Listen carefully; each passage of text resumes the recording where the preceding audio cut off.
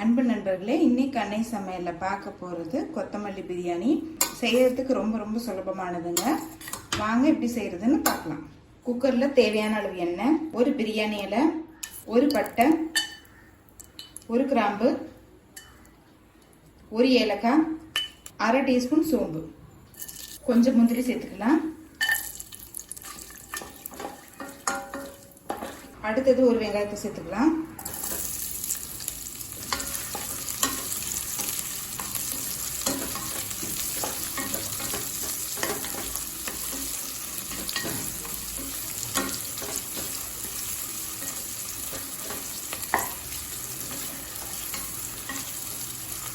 இப்போ வெங்காயம் வதங்கிட்டு இருக்கிற நேரத்தில் நம்ம கொத்தமல்லி அரைச்சிட்டு வந்துடலாங்க.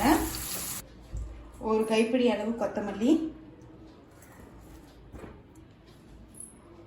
4 பல் பூண்டு, ஒரு சின்ன துண்டு இஞ்சி, 3 பச்சை மிளகாய், ஒரு தக்காளி. இப்போ இது எல்லாத்தையும் மிக்சியில் நைஸாக அரைச்சிக்கலாங்க. இப்போ வெங்காயம் நல்லா வதங்கிடுச்சுங்க. இப்போ மிக்சியில் எல்லாத்தையும் அரைச்சாச்சுங்க. இப்போ கொத்தமல்லி விழுது இதில் சேர்த்துக்கலாம். தேவையான அளவு உப்பு, அரை டீஸ்பூன் மிளகாய்த்தூள்.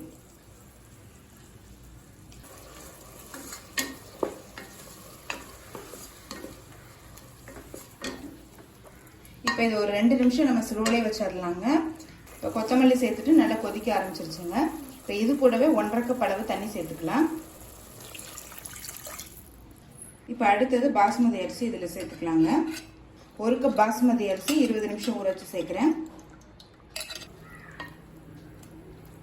நல்லா மிக்ஸ் பண்ணிக்கலாம். இது கூடவே கொஞ்சம் கொத்தமல்லி. இப்போ மூடி போட்டு குக்கர்லேருந்து 2 விசில் வந்தோன்னே இறக்கி வச்சிடலாம். இப்போ குக்கர்லேருந்து 2 விசில் வந்துருச்சுங்க.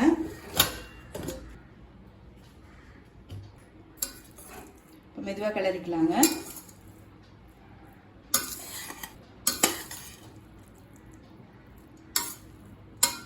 இப்போ கொத்தமல்லி பிரியாணி ரெடி ஆயிடுச்சு. நம்ம சர்வ் பண்ணிடலாம்.